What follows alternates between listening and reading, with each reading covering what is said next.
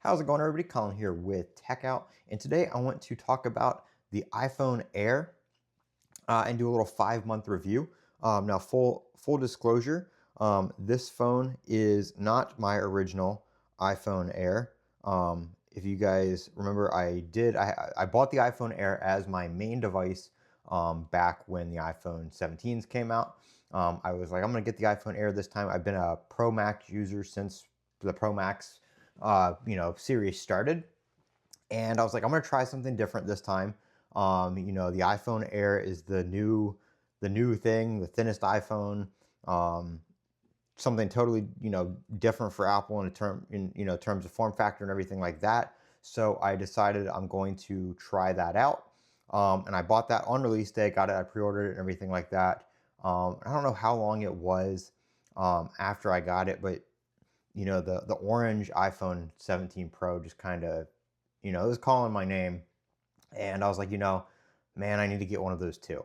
So I got a 17 Pro, just the regular, not a Pro Max, and I kind of regretted that, being a Pro Max user and being that this is a 6.5-inch display.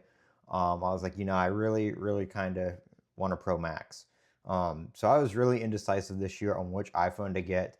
But anyway, this is not my original. I had mine for probably a month or two, and then I got the 17 Pro, and I used the 17 Pro exclusively as my main device.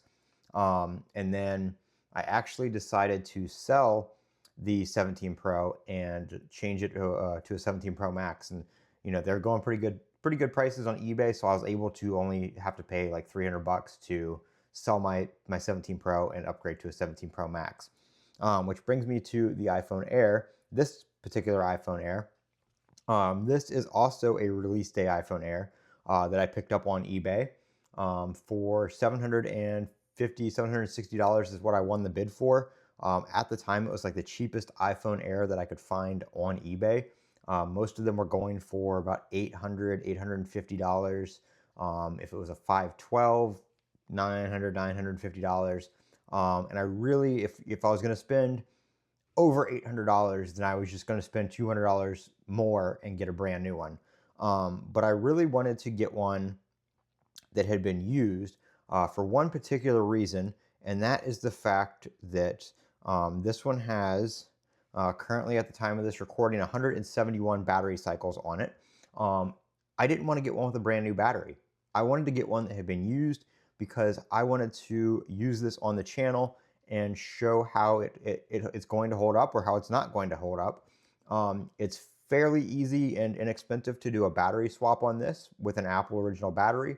I think I added all this stuff to the cart from Apple, which includes the battery, excuse me, the battery, two things of adhesive, just, one to put on and one as a spare one, and the adhesive removal tool, which is just to take the adhesive off the outer edge of the phone, and the adhesive cutter to get into the phone. So some of the simple tools like that, and then I have the iFixit eye opener, which helps pull the glass up after you heat it up. So all the stuff I would need from Apple to do a battery replacement on this phone was going to be about $120 before the credit for sending the old battery back, which I think brought the battery cost from like $90, $100 to like 56 some dollars or $59, somewhere in that ballpark. So very, very reasonable. You could do a battery job on this with some basic tools, a heat gun, stuff like that, for probably under $100 after it's all said and done. So I'm not worried about the battery health on this phone or anything like that. Once it starts dropping, I'll probably do a battery swap myself and do a video on that for you guys. And we'll see how many cycles we can get out of this phone before it reasonably, I'm not going to do a battery swap at like 99% health. But 80% of the maximum capacity on an iPhone Air is pretty significantly degraded for a battery of this size. So, an iPhone 17 Pro Max is 80%. For most people, that's still probably going to be all-day battery life and not be too bad. But for an iPhone Air that doesn't have the best battery life to begin with, you're probably going to be wanting a new battery. So we'll see how far we can get it down, how many cycles we can get on it before it is kind of noticeable, even more noticeable that the battery doesn't last as long as other iPhones and stuff like that. But other than that, I love this phone. Like I said, this phone is 5 months old. This was bought on release day by the original owner. And you can see that in the battery settings where it says, first use was September 2025. And when you look up the serial number, it was the warranty start date was September 18th, which was when these delivered on release day. So it was either bought at the Apple Store or pre-ordered, one of the two. But I love this phone. I do have a slick wrap skin on it, nice red skin. It's not a full body skin. I hate putting those things on, so I just do the back ones. I don't do the sides because they just feel weird and they don't tend to stick very long. And I like the titanium edge of the iPhone 17, or sorry, the iPhone Air.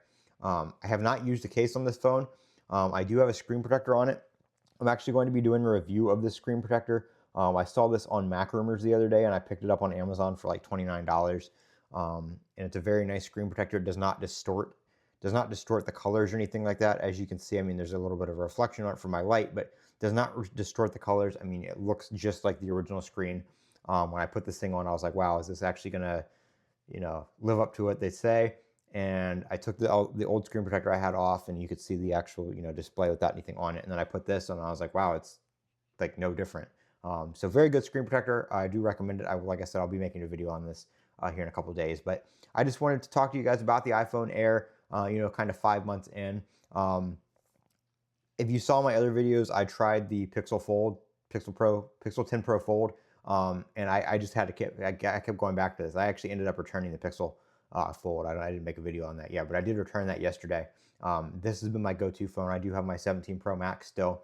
I like that one for the larger screen. I like the cosmic orange color, but feel, form factor, iPhone Air is my daily driver. The battery lasts. It's good enough for me. I have MagSafe chargers on my desk, here at work, when I'm back at work. I have a MagSafe charger here at work on my nightstand. So when I'm doing something, I'll just plop it on the MagSafe charger, top it up. But I mean, the battery life has not been too bad for me. I'll charge it once or twice a day, in addition to like charging it overnight. And like I said, if I just leave it on a MagSafe charger, when I'm at my desk or something like that, it's usually not a big deal. So I really like this phone. If you guys have any comments to add or anything you want to see or have me go over in a future video, let me know down in the comments section below. But right now, the iPhone Air is my daily driver, and I hope I hope they do keep improving on this, and I hope they make a Gen 2 Apple iPhone Air. I hope that's not, Samsung killed off the Galaxy Edge after one iteration because it was not selling well. I hope that's not the case with this phone, because I'll probably buy the second version of this. If they improve the camera, add another camera, better battery life. It's going to be between that and the iPhone Fold if that comes out this year. So looking forward to seeing all that kind of stuff.